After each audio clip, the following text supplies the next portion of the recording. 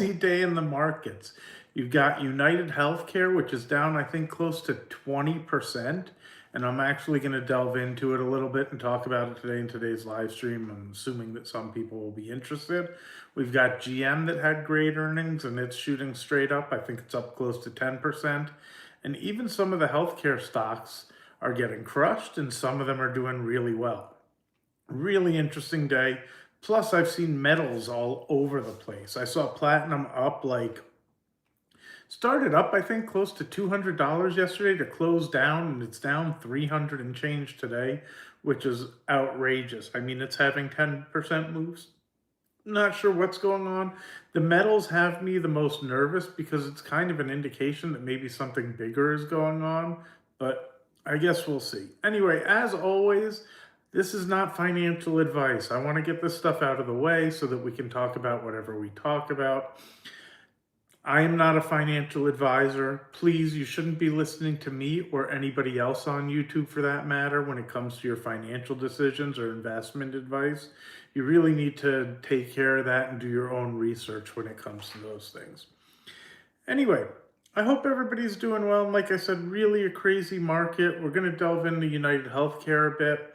And let's do that first before I talk about some other things. I am going to, since it gets so many comments, talk about politics, politics, politics. For those of you that are fans of Mel Brooks and History of the World, it's just, one of those funny quotes for me. So let's take a look at United Healthcare first. I'm going to pull it up and go over some of the financials and see if it gives me the information on the earnings that they reported, which weren't so bad, but there were a few things going on that kind of are pretty bad. So let's see what we got going on real quick. My computer's giving me a little bit of a hard time, of course. But United Health, let's take a quick look. All right. Let's see if it'll get into their earnings. Now, one of the things that's going on, I don't know if you guys are aware, but essentially Trump announced that the Medicare payments that are going out are going to be less than what was expected. They were expecting somewhere between a 4 and 6% increase this year, and it's actually going to be like 0.0 something percent, which is significantly going to weigh on their earnings. So to be fair, they didn't have great earnings. Then this came out, and I hate to admit that the pullback that I'm not so sure that it's not justified. When I see stocks drop as much as it did, a lot of times I feel like it's overdone. It doesn't make sense. There's something going on that creates a great opportunity. But when I looked at what I saw with United Health, quite honestly, I don't know that I see it as such a great opportunity, and I think it's going to take some time to work itself out. Now, for full disclosure, I own United Healthcare. I am not selling it. This really is just discussion conversation because they're not in like a bad position, but I don't think it's like this bargain deal that I normally would with what's going on, because what's going to end up happening with the lower increase for the Medicare is it's going to put a squeeze on their margins. And their margins were already getting squeezed. Now, what came out, most of the stuff in this earnings were some one-time expenses that they were able to get past and finish up with. But their actual profits going forward is a bit of a concern with the way that basically their medical expenses, what it costs them to pay for care, have gone up while they haven't been able to raise the premiums as much as they would have hoped. And now that they're being squeezed on the Medicare side of things, it really is going to impede their ability to grow as fast as one would hope. And I got to tell you, around $280 a share, I think it's becoming fairly priced as opposed to a bargain. I actually think 250s, 260s is where it starts to become appropriately priced for what they're expecting for growth going forward. Now, the analysts haven't updated anything, so they're still showing like growth of like 5 or 7% and not as low as I think it may be. But I think the reality is it may not be as high as they're expecting because of these squeezes going on to the margins. So I guess we'll see. Anyway, anybody who's watching, are you guys able to hear me? I haven't seen any, like, typically, even though we don't have a ton of people, somebody comments or chimes in, and I haven't seen any, and we had trouble last week. So it makes me a little bit concerned that people are having trouble hearing, and it's just kind of my mouth moving and no real sound coming through. Anybody? Anybody want to comment? Oh, okay, cool. Okay, that's all. Perfect. That was all I wanted to know. So either way, even with United's pullback, it does make me a little concerned that it isn't the steal that I would hope it is.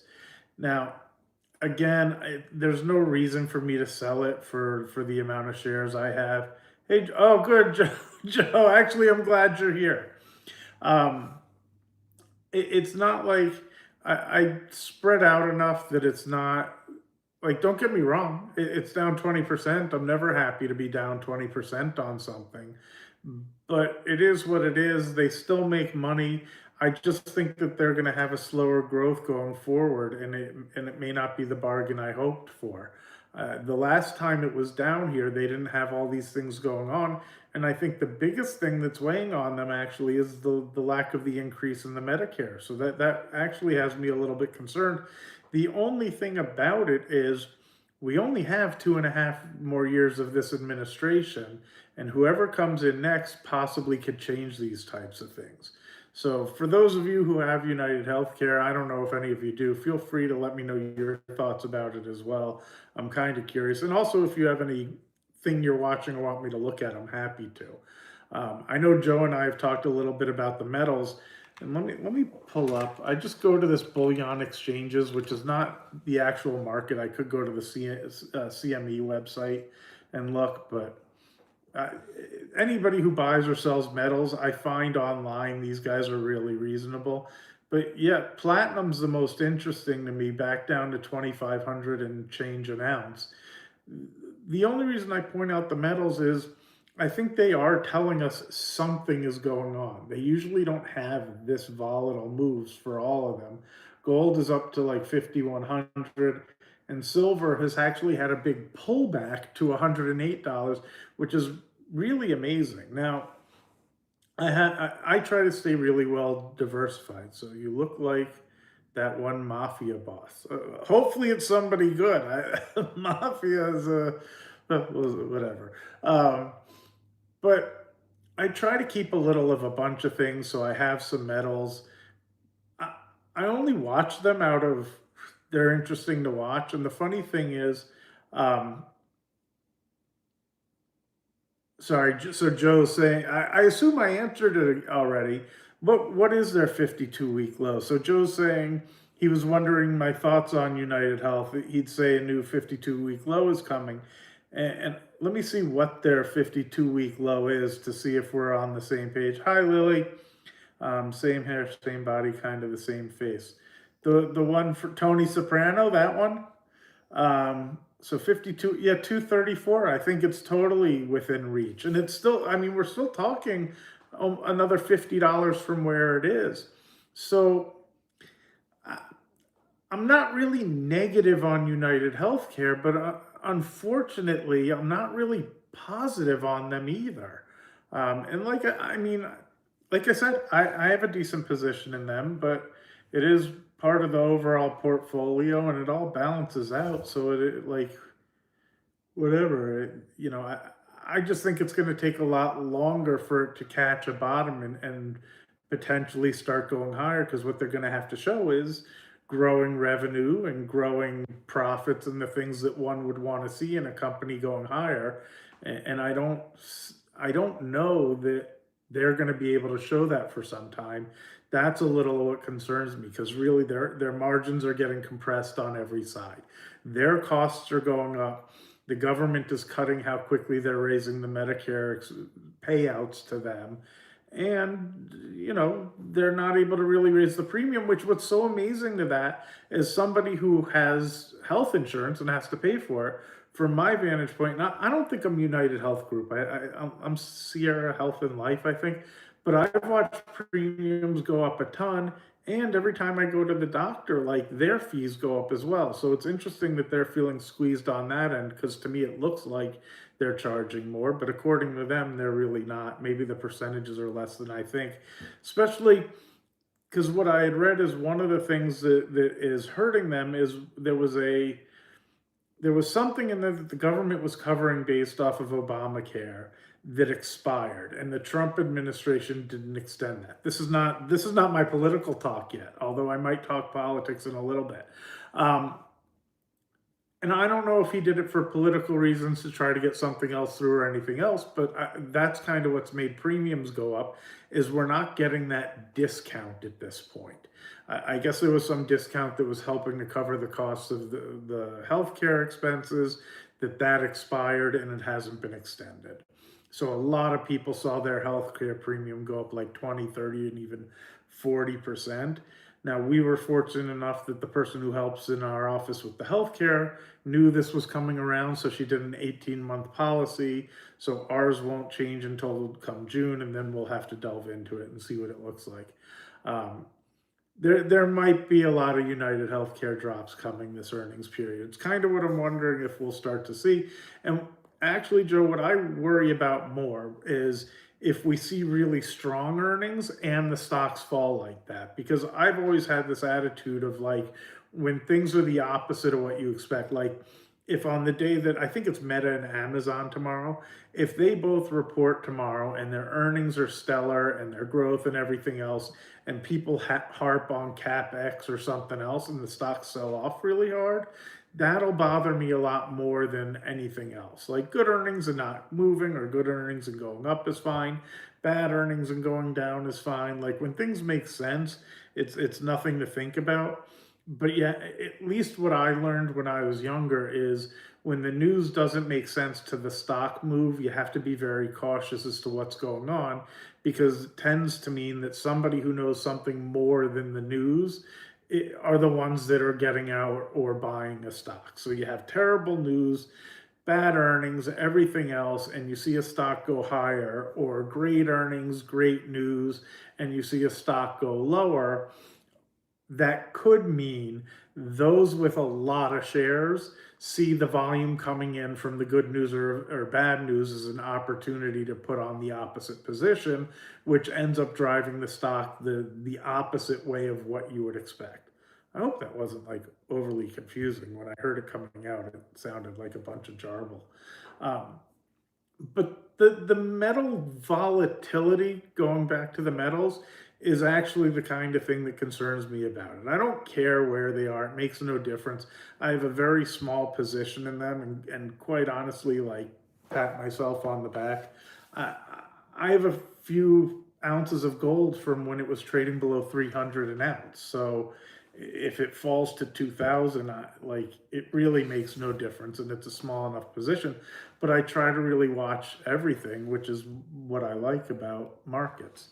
Um, this is why it's crucial to get to age 65.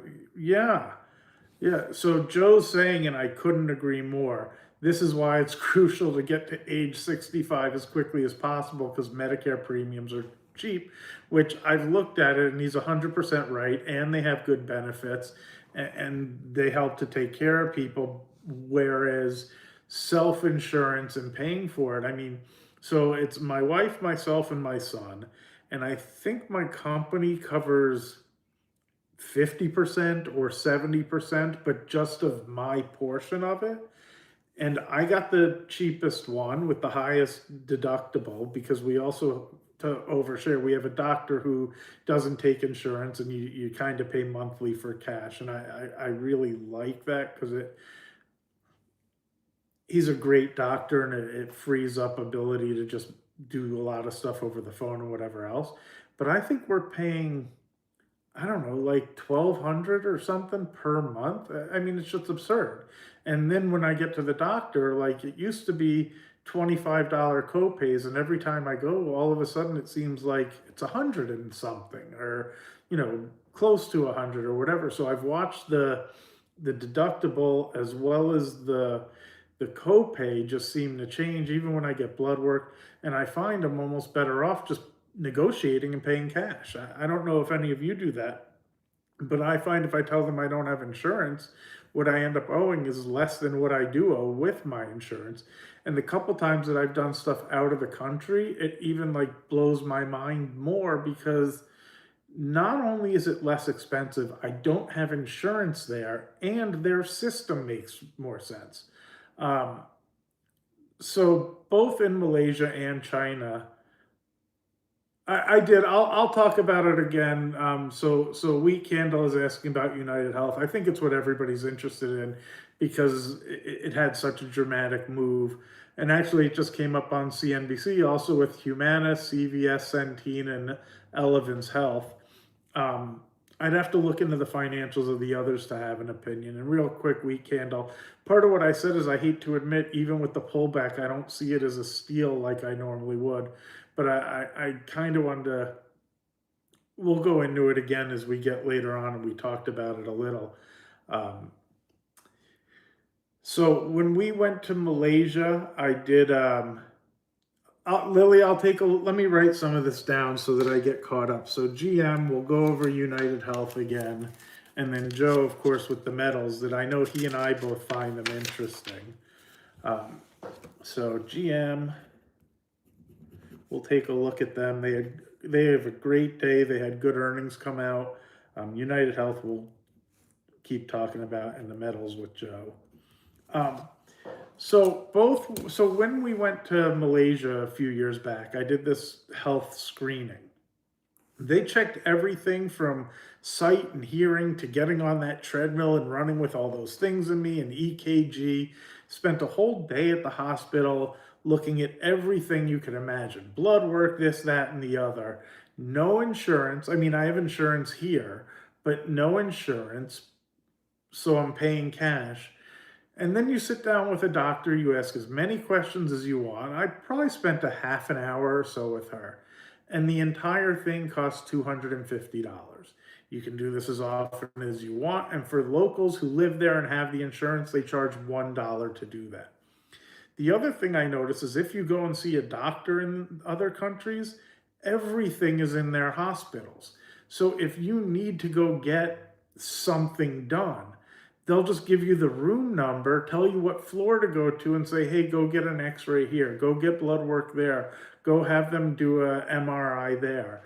And everything gets done the same day. So not only is it less expensive, in my mind, their technology has caught up to where we were. Because if you go back 30 years, I get it. It made sense. If you got sick, you wanted to be in the US because our technology and our care was better. At this point, they have all the same machines they do. And when you go to China, I think they might even be more advanced than us. And they have the same type of thing where everything is in the hospitals the same way.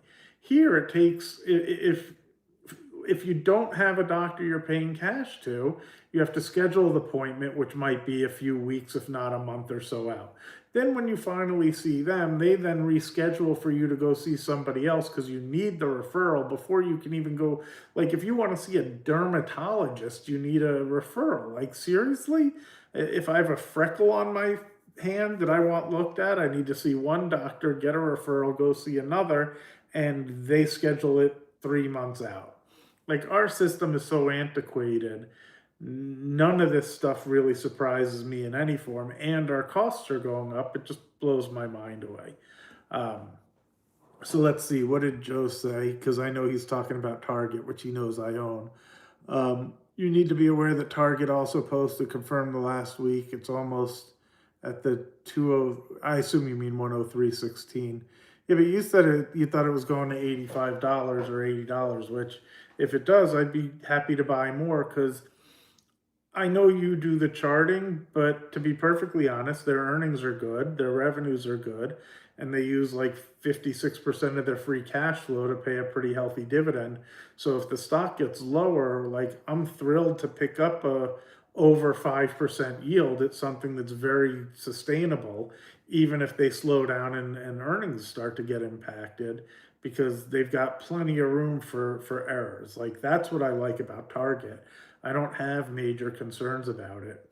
Um, so let's take a quick look. Let me see what's going on. I don't think I don't think that E-Trade updates quick enough. Like, I don't think when I look at GM, it's going to factor for the new earnings. But let me do two things here and see what I can find on them to see, because I know they had crushed it on earnings. So let's go at two different places and see if it shows me. And the stock is up, let's see, 9% at $86, which is nice to see. So we'll get this for Lily and see what she has to say. Doo-doo-doo.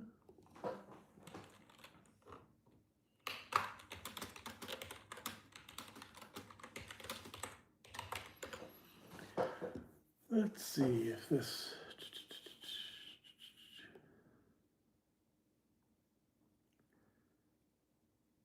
So let's start with ChatGPT.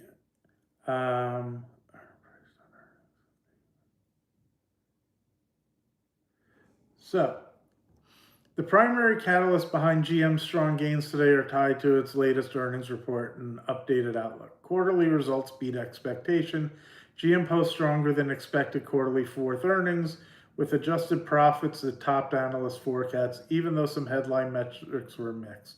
And I know they were able to write off a big loss on the electric, so that's probably behind them too. So the company provided 2026 guidance, so that's it. They provided 2026 exceeded Wall Street's expectations, and their core profits significantly higher than consensus. So they might even have more upside, like just like United Healthcare's downside. This is the type of stuff you want to see in things that you're invested in.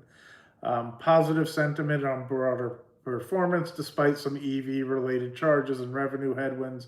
In certain areas, investors are focusing on the company's strong profitability, lower losses in key markets, and solid truck SUV. And I even saw the CEO talking on CNBC this morning, discussing like some of their cars being the $30,000 price point, which I have to imagine really help drive sales and help their prices. Um, and even off of what they were showing before today, now cars have low PEs, so this really isn't as low as it'll sound. But their earnings per share were $5. I assume that's based on not today, but yesterday, at a 15 PE. So I think they were reasonably priced to begin with. Let's see, they have a very small dividend. I know they said they were raising it, but it's less than 1%, so it's pretty much non-existent, which surprises me. You know, some of the others have better dividends. I'm curious. Let's see if there's any insider going on. Let's take a look at some of this stuff. Insider activity. I always think this gives some good insight. No, just the usual exercising of options. So it's all been sales, and the stock keeps going higher. So I'm sure they're every quarter and things like that. Let's see. But GM looks attractive to me. I mean, I don't know that I'd be just jumping into it after it's up 10%, but I sure wouldn't be selling it simply because it's up today. It had a really good day and really good earnings. And since obviously everybody wants United Health, on United Health's 20% drop, was the market wrong to price United? No, it wasn't wrong. The market's never wrong. Just because a stock moves, like the market is the market. It's just a difference in semantics of your thoughts and my thoughts on that. The market is always right for where things are today and the information that it has at this moment. So I don't think the market was wrong to have United Health at 350 yesterday, nor do I think it's wrong that it has it at 280 today. Things have changed, the information's changed. It's a dramatic change and it's moved the stock significantly, but I don't think that means that the market had it wrong because the price was higher. No different do I think the market had it wrong on GM because it was lower yesterday. I think the markets are always correct. Now, that's just my philosophical thoughts on markets, and you, Joe, are welcome to disagree with it. But that was kind of what I was saying, like when you were talking, like I know you think we're going to have a huge crash, and maybe that comes. I wasn't denying that it's a possibility because it is, but that doesn't mean that the market is wrong. The market is just the market. Like the market is never wrong. It moves along with supply and demand and everything else. And what's that old saying of, in the short run, it's a voting machine, and in the long run, it's something else. I think that's accurate. Like eventually, fundamentals actually matter. But short term, fundamentals really mean very little, and pricing can get way out of whack. But that doesn't mean things are wrong. I'll use Boeing as a great example. I mean, Boeing is a duopoly. I do not see the US government allowing Boeing to go out of business. So when planes were falling from the sky and they were having, like, what was it, bolts come out of the things, and the CEO was using it for personal use, and all the other things going on that were so negative, driving the stock down to below $140 a share, I don't think the market had it wrong. I do think that created an opportunity to pick up a stock that I thought you were getting at a good valuation, but I don't think the market was wrong. The market was taking the information, and in the short run, it's oversensitive to things that are going to eventually change, because in 5 years, none of the news that we see today is going to matter. Right? I mean, really, in 5 years from now, whatever we're looking at this moment in time to make us make the decisions of what we think things are going to be in the future, like, it doesn't really matter. And the price is negligible and it's not a big deal. But at the time, like for each day, wherever Boeing was trading, it made sense for that time. Do I think the market had it wrong? No.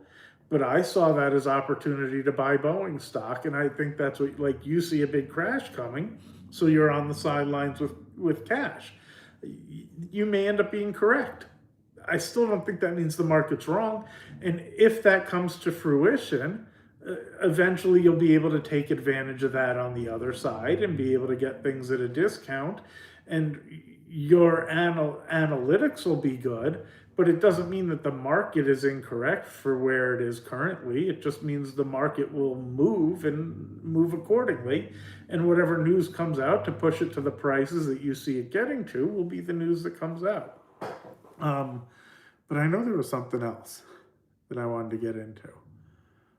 And I do. It cracks me up, all the politics. People, I don't know if you guys saw, like, the comments got out of control when I talked about the politics. I am not super opinionated. I don't like this one or that one or have any of it. I think there's a lot of chaos going on.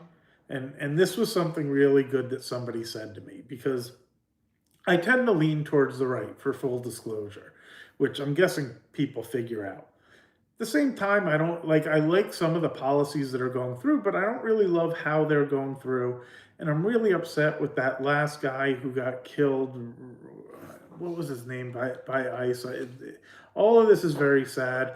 One of the girls in my office is super left wing, and we had a discussion about it. She and I have good discussions, even though we often don't see eye to eye, where she was saying about the first shooting where the ICE officer was so out of line. I watched that video 1,000 times, and I think both people were in the wrong in some fashion. And what I said at the end, and how I really feel, is with all the riots and the people going out and getting in their face and blowing the whistles and saying F you and all this stuff, whether it was that or something else, something was bound to boil over at some point, just because it's such a tense situation. I think the governor or mayor or whoever it is totally out of line for encouraging the citizens to get in the middle of it and riot and not doing anything to settle things down. But I also don't love how the current administration just pushes forward what they want, whether I agree with it or not. And let's pretend like, let's say anybody on here who's super right for a minute. Close your eyes and picture the new election coming up, and Ilhan Omar gets chosen to be in, or Mamdani, and uses the same techniques to push their laws through.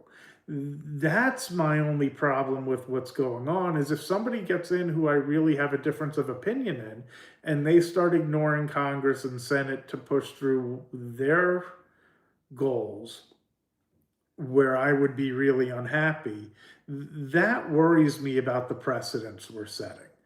I, I like that we're being strong and taking a stance and trying to be America first. But I do worry that it's setting a precedence for whoever gets in next, that we've set a new standard for how things are done. That when the person who gets in who you don't like is now running things, that it may not go exactly how you hope, whether you like what's going on now or not. That's my general take on what I see. I hope it isn't offensive to anybody, but I do think when the comments get really heated, like the person who basically wished that I was dead because I forget what I said. And the funny thing is, I rewatched what I had put up there, and it really didn't seem so opinionated, even when I watched it trying to be rational as the outsider. That forgive me, I think the comments are kind of funny because I would like to think, and it's why I like talking with Joe too. If people have a difference of opinion, like that's how we're able to communicate and discuss it.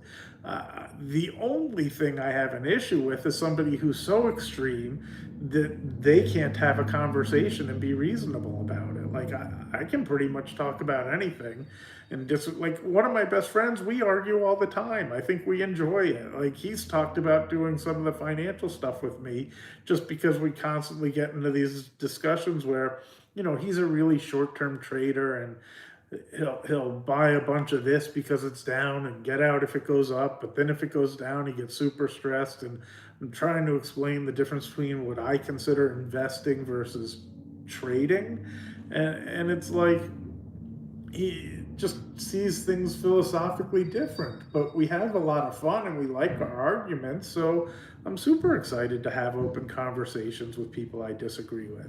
So I kind of said to the person in the comment section, like, if you are that adamant about it, by all means, unsubscribe, go about your way. It's fine with me. Um, so, what do you think about Bitcoin will bottom at in 2026? Well, weak candle, I'll let Joe comment as well because I know he disagrees with me. I think we saw the bottom when it got to the low 80s. I wouldn't be shocked for it to see it breach it and go up, but it feels like they've squeezed out the nervousness already. I could be wrong, and I'm going to go on a tangent and discuss metals. And so I hate Peter Schiff. Like, I like him, I respect him, but I can't stand him. Every time I see him on, I just want to punch him in the face. And not literally. So if somebody punches him in the face, it isn't me. It's just that he's so self-serving. And for those of you who watch him and know who he is, but he's constantly selling the metals and how Bitcoin is worthless. And, if they come up with a gold token, how much more valuable that would be and everything else.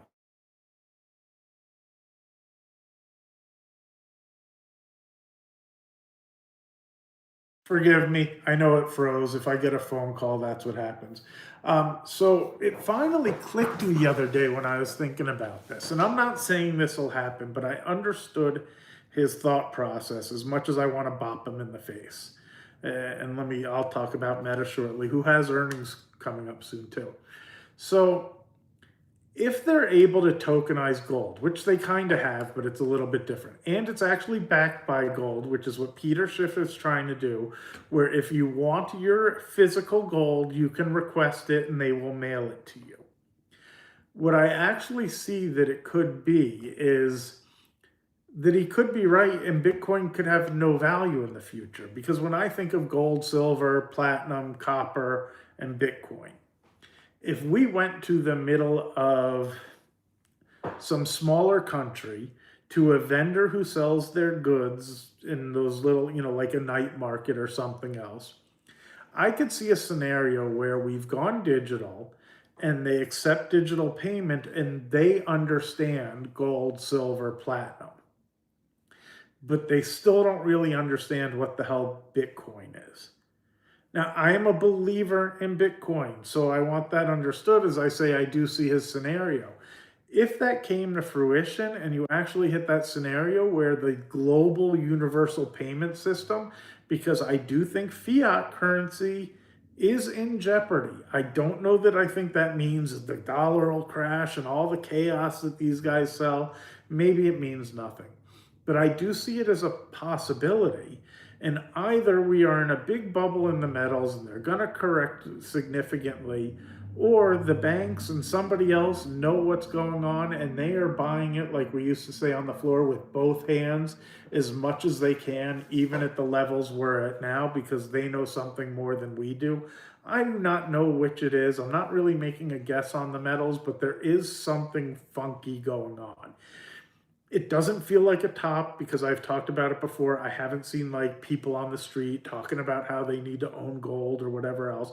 I do hear more people talking about it than typical, but it sure doesn't feel like if I go out to dinner that the people in the background are all talking about hoarding up silver and gold.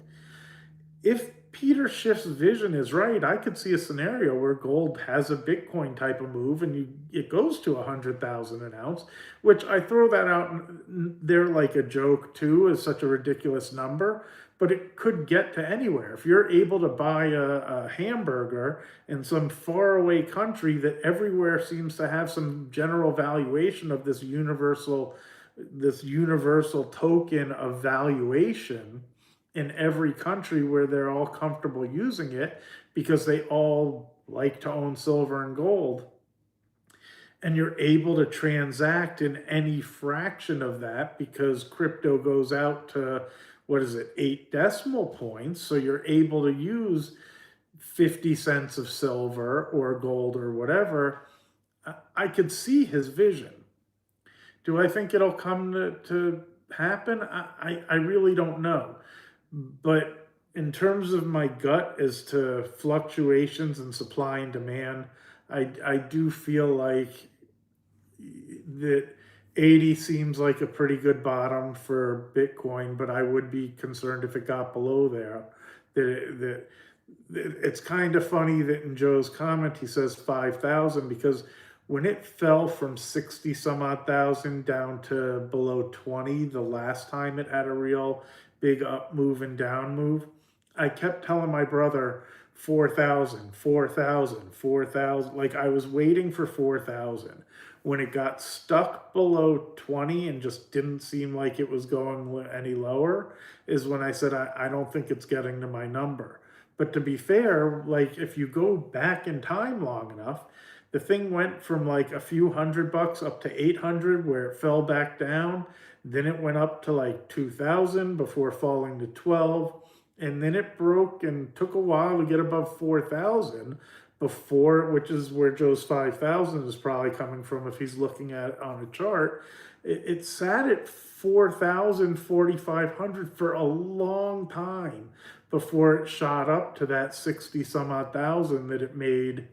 I don't know, it was probably 8 or 10 years ago. My timelines will be off, before falling back down. So I thought it was destined to go back to that $4,000 level. It's just so volatile. And I don't know. I mean, I guess it still could. It doesn't really have any fundamentals. I can't look at earnings and say it's worth X, Y, or Z.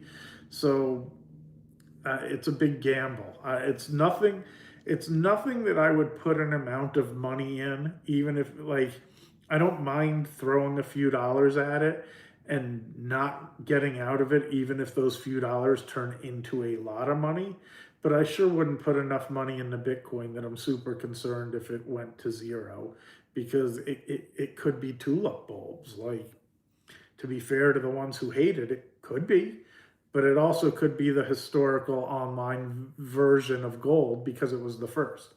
Um, if you want to invest your dollars in dollars for a quick 50% and buy dollar derivatives that trade as UUP, you'd have to explain that better. I'm a little too stupid and I'm not being a wise ass to understand. What's UUP? Let me take a quick look.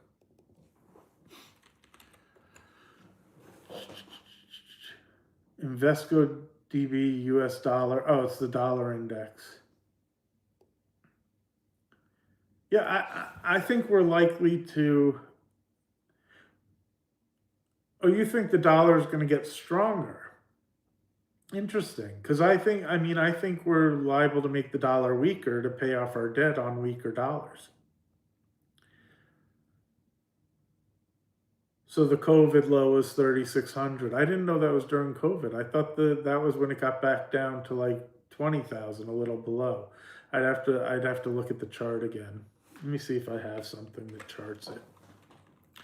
Bitcoin historical charts. Most of mine is just off of memory, not off of literal charts. But I am curious because, like I said, I had that same 4,000 area, but that to me that felt like a really long time ago. Why is this not a chart? Historical data, historical dividends. Oh, give me a break. Chart. And what do you think of the chart of TLT? I'll take a look. It's cracks me up. It's the same as CNBC. They talk about like a long-term chart, and then they give like a daily or a monthly or a weekly. Like, no, I want multiple years. Let's see, year to date, 1 year, all. Let's go to all. Okay, so from 2015, yeah, the low in 22, Joe, was 15,000 and change. Oh, I guess before COVID, it was, but that's 2020. When COVID was before, I'd have to look at when COVID was. It looks like, but yeah, I'm seeing the same thing in that range. I don't think it'll get below this top around 10,000. It looks like it went from about 4,000 to 10 before bottoming out and doing that first run I was talking about where it topped out a little above 60,000. I think getting below 10 would be tough. And I also think that this little low at 58 would be some support, but this thing is so volatile, like really, I just I hate to give too much of an opinion on Bitcoin just because it's such a crazy market, but this will be so stupid. I think this 82-ish level holds that it made earlier in the year, and I think it continues higher. But I would agree with Joe that if it doesn't, look out below because it's like there doesn't look like a whole lot of support for a long way. Let's look at TLT for week candle, and then I promised Lily we'd look at Meta as well. The Bitcoin low was in 20. Yeah, that's what I just saw. Not even show. It shows they go back far enough on Yahoo Finance. The 2020 low looks like it was 5,600, 5,700 range, but in 2019 was the 4,000 area that I was remembering, and then it just keeps going back from there. But it looks like there was a top at about 12 before it went down to 4, which is kind of why I thought it would go back down there. And I'm guessing you were looking at the same range. There's a lot of volume in this $24,000 range too, which could be support, but it wouldn't make sense in a chart.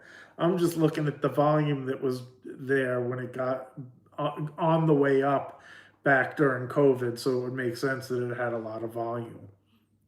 But I don't know that that level would hold, which is why I'm kind of with you. Look out below.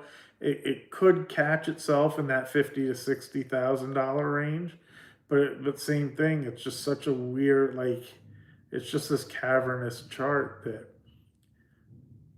that I wouldn't put more that I'm comfortable losing. So TLT is the 20-year Treasury bond ETF. It sure looks like on a chart it's just slowly drifting lower, but I don't know that I don't know enough about the TLT. It's the 20-year Treasury, and well, oh, so it's probably the price continues down because I think yields on the long end could go higher. I think the inflation is sticky no matter what they want to try to do, and if Fed cuts short-term rates, I don't know that really impacts the long-term rates. I have my own whole opinion about what I think they're really trying to do. When they're trying to cut these short-term rates, I think they're trying to impact the commercial real estate, not the residential, no matter what they say. And I'll tell you my theory. I'm curious what you guys think. I don't think most of the people who are in the administration really care about residential.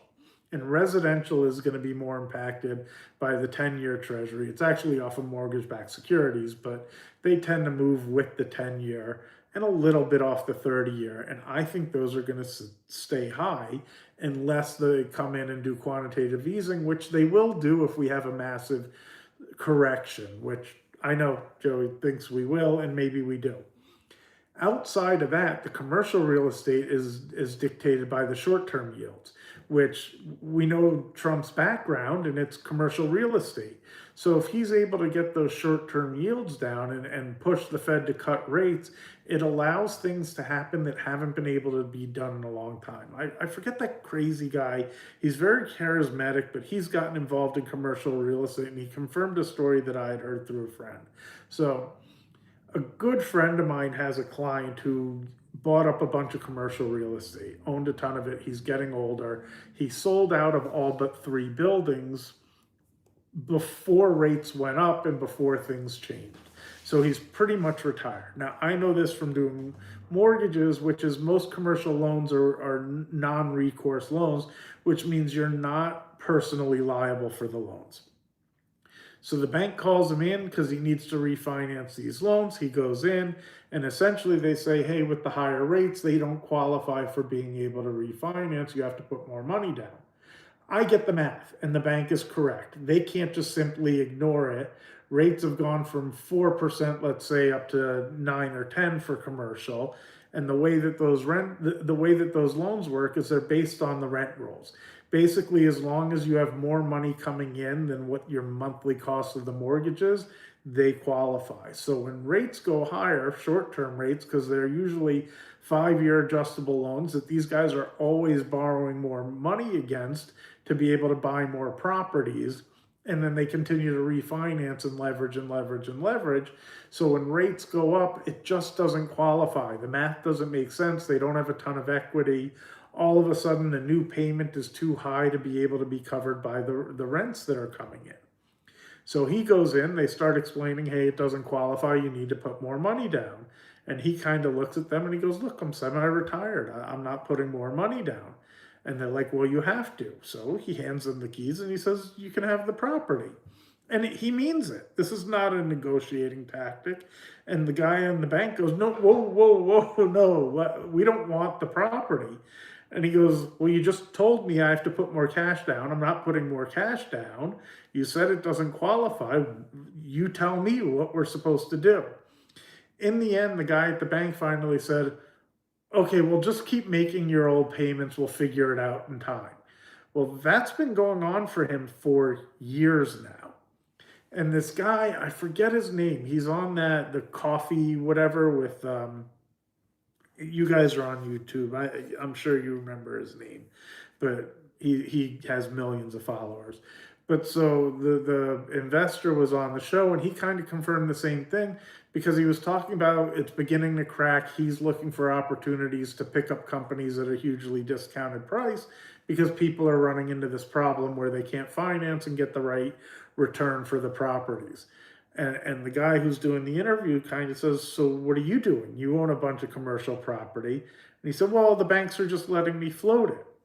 So I feel like Trump is pressing the Fed to cut rates, not to fix the housing being unaffordable, but that is a better sales pitch to the American public.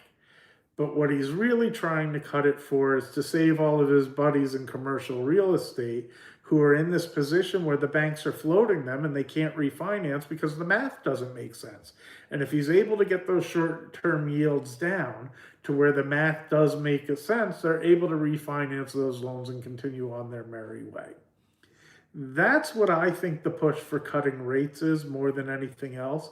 I think with something like TLT and longer term yields, you're gonna have trouble seeing the value go up because I think that this inflation is stickier than people realize, and there's going to be pressure of people selling longer term bonds and potentially pushing the rates higher. I don't know what really changes it. And I don't think cutting short term interest rates, we saw that the first time they started cutting, and we've seen it the most recent, that the 10-year doesn't react all that much. The only way that you see the longer end come down is if the economy really starts to slow, and those who are investing in longer term bonds don't see an opportunity, that they just don't see that there's an opportunity to make more than that percentage yield. I think that if I were going to lend somebody money for 20 years, I'd want to be getting 5, 6% return, not 3 or 4. And I think that's a genuine weight on the market. Um, yeah, I know they talk about the Airbnb buyers, and I know they talk about the corporate ones and everything else. I just don't know how big a drag that is. I think we're going to be pretty stagnant. I do think the housing market is unaffordable. I think that that is accurate. But I also see transactions happening, and at least here in Las Vegas, the market's more normalized. And everybody who's calling a crash constantly points to Florida. But my God, Florida had some really Florida specific issues going on that are impacting its prices. So it's no shock that Florida's had a correction. I mean, you had that high rise crash years ago that created a situation where they've changed the requirements, and the budgets have to have more cash. You've seen the insurance go through the roof. You've seen other expenses go through the roof. They then had hurricanes, and you're getting these special assessments on these high rises. Some of them, like I read one article where the condo was only worth like 160 grand, and they were getting an $100,000 special assessment because they had to get the budget where it needs to get to. Now, I'm sure that is an extreme example, but Florida has some Florida things going on that obviously impacted their prices. And now Austin, that got a little bit overbuilt and too many people went there at the same time. I do not think that's an indication of the overall country, because then if you look at like the Midwest and Illinois and Ohio and things like that, you actually see prices going up. Whereas places like Las Vegas that seem to be kind of just sitting near the highs, and I almost think we kind of stagnate like that and just have markets where they are, and they're overpriced for a long enough time until the interest rates and whoever's buying kind of makes more sense and they get more used to it. Maybe we settle into a mortgage rate of like 5 or 6%, but I don't really see 2 or 3% opportunities anytime soon, and I don't see it going up to 12%. Um, I did want to look at Meta for Lily because she asked. And so, full disclosure, Meta is by far my largest holding. Um, Fortunately, because in 2022, when it crashed, I added on a good amount, and maybe for the wrong reasons, but it worked out well. But let's take a quick look, because I think where they are currently is actually still a bargain. I love Meta. It still makes a ton of sense to me. Oh my God, my computer's driving me nuts.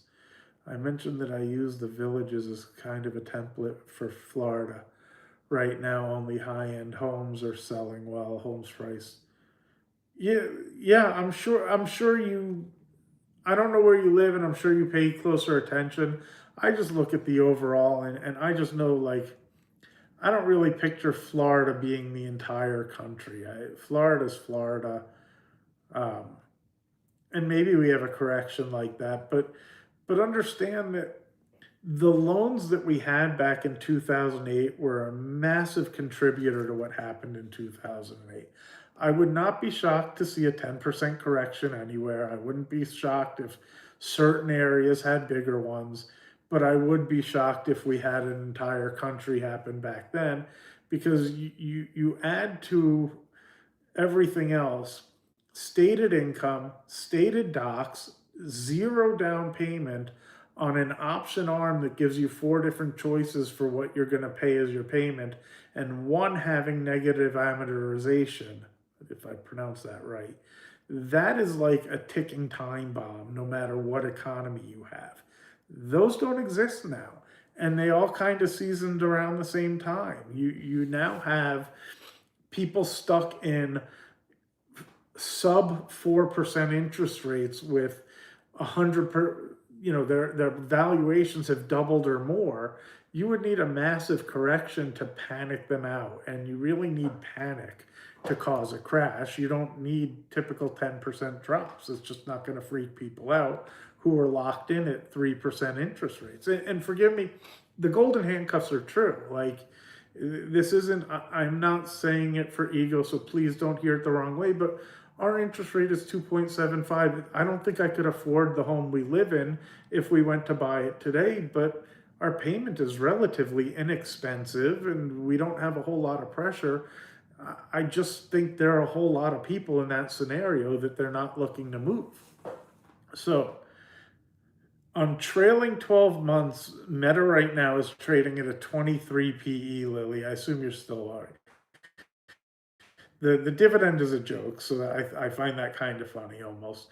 But their growth rate is, or they're estimating it 20%. Let me take a look and see if there's any inside information, insiders doing anything. I mean, really, I love Meta. No insider activity at all, so they're not selling any of the stock. That's pretty impressive that nobody is. They aren't showing any transactions, so they're all staying long. And let's take a look at the fundamentals and go through real quick. Very little short interest, so nobody's really betting against it. Let's see, Meta's debt to equity ratio indicates it has been less aggressive with using debt. So despite everybody talking about all their CapEx, they've been less aggressive using debt to finance growth. So that's part of what I love about Meta. I mean, last time he acknowledged that he's spending more than people would have thought, but he's also talking about how easily they can afford it, how he can pull the reins in, and if it doesn't work for the AI that the market wants to see it work in, he's using it for things that they could use as a company anyway. So he did everything, because what happened in 2022 is people totally overreacted to this stuff. You actually saw the price to earnings drop to single digits, which is where I was buying it, and just totally overreacting to a company growing at a really high pace. I would wonder if we get to see another opportunity like that, which I know Joe expects. And I hate to admit, as much as I don't like seeing the value of my portfolio drop, I would welcome it, because it would be another opportunity to buy companies like Meta and Amazon and Google and things like that became unbelievable bargains. I mean, Amazon and Google were under $100, and that was what, 4 years ago, and now they're, Amazon's the one struggling at $240, and Google's up above it, I don't know, 340 or something now. Meta traded to below 100 as well. I wasn't fortunate enough to get it 100, but I think my average price was 120 something. It has now fallen to 670. So even if it fell in half from here to where it went in a single digit price to earnings and fell to $300, I think even at 670, Meta looks like a bargain to me. So price to earnings 23.13. Again, that is on trailing 12 months, not even on the estimated future. It's comparable to other companies in the internet services industry, but they have over 4 billion daily users with a B. That's part of what I love about Meta. Return on assets look very good. Return on equity is excellent. Return on investment capital is over 30%. So the return on equity for Meta shows that it is able to reinvest its earnings more efficiently than 95% of its competitors. I mean, I don't know. So gross margins, 82%. This is kind of what I love about the new technology companies versus if you go.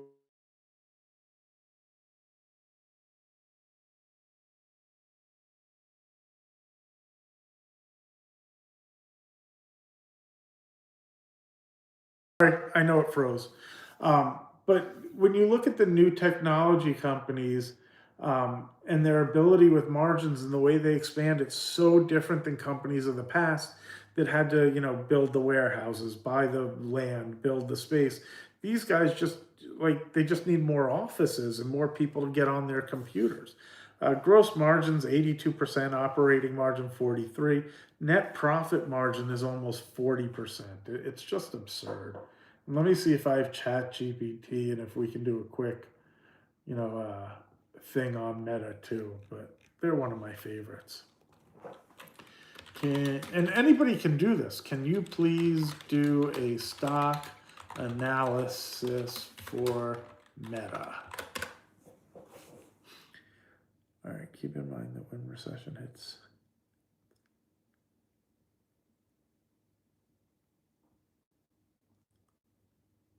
Yeah, I agree. So Joe's saying, keep in mind when a recession hits, things start to fall 50%. So people tighten up their belt and they stop spending, which impacts earnings and everything else. So it's hard to rely on the numbers.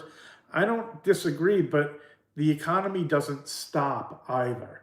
People overestimate how much it stops. And if you go back to like 2000 .com bubble, keep in mind, even though the NASDAQ was down, I think it was 78% or 80%, there were a lot of companies with no earnings that were just trading for whatever the valuations were that went out of business.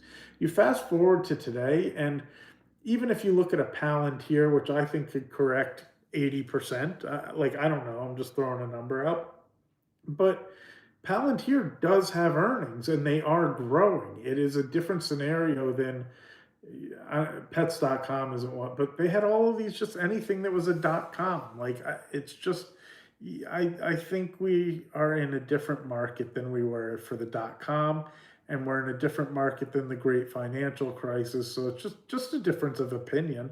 I do think that we are inflated. I think the prices are high, but I know I talked about this a little. I think part of what contributes to that, and they'll get squeezed even more, is these 2x, 3x, and 5x ETFs, especially on single stocks.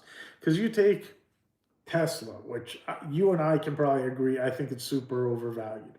But let's pretend for a minute it's reasonably valued. And it should be trading exactly where it is. You add a 2x, a 3x, and a 5x ETF, and as people invest in those ETFs, it is going to push the valuation higher than what should be fair value, if that makes sense. Now, if it starts to correct, maybe the people who are trading those things will push it further to the other way too, which could create a really good correction. So let's see, fundamental drivers, core business strength, advertising. Meta's revenue will still predominantly comes from digital advertising across Facebook, Instagram, and WhatsApp. So that's the other thing. I think they still haven't even monetized WhatsApp. If they're able to start using WhatsApp the way that I'm having a brain fart, the one that WeChat does in China, I mean, they could have an avenue to really push valuation way higher if you can start using digital payments and everything through WhatsApp and people start gravitating towards it. It's really amazing going to other countries where everything's a QR code on your phone. Bullish factors, advertising remains resilient, and AI powering target boost effectiveness. So they are. Let's go to the negatives and see what they say. So risks. Capital expenditure pressure, which is kind of why I discount it, because I think he's well aware of this. Record high capex aimed at AI data centers and infrastructure could suppress near-term profitability, which he's well aware of and he's sensitive to because of how it crushed the stock last time. Regulation and competition. I do worry about regulation. I could see the government coming in and deciding that any of these guys have just gotten too big. Regulatory scrutiny in the US and Europe, along with competitive pressure from peers and the AI focus. That's a legitimate concern. I think it's a mistake if we think globally. I would hate to break up our biggest and strongest companies and allow other countries to get ahead in that stuff. But I do see it as something that is a possibility. And if it were up to Janet Yellen, she would break them all up. Valuation stretch, premium multiple. No, the valuation is not stretched at 20 times earning. I love Meta. I mean, really, I think it's a buy here. The only reason I don't buy more is just because of what percentage of my portfolio it is. Um, but I really like Meta. I also like that their costs, other than what they choose to spend, is on the low end. So Lily, I don't know your position on Meta and if you're looking to get in or not, but I think it's a great company. But it's one that I just want to own for the next 10 or 20 years. I really do. Speaking of Tessie, it's going to rally on great earnings on Wednesday. The cheapest way to play will be short on TSLS. I'll have to take a look at that. I stay away from Tesla. It and Costco are very hard for me to own just because of the valuations. So anyway, I'm seeing the time, and I do need to call back the person who just called me. Thank you guys for stopping in.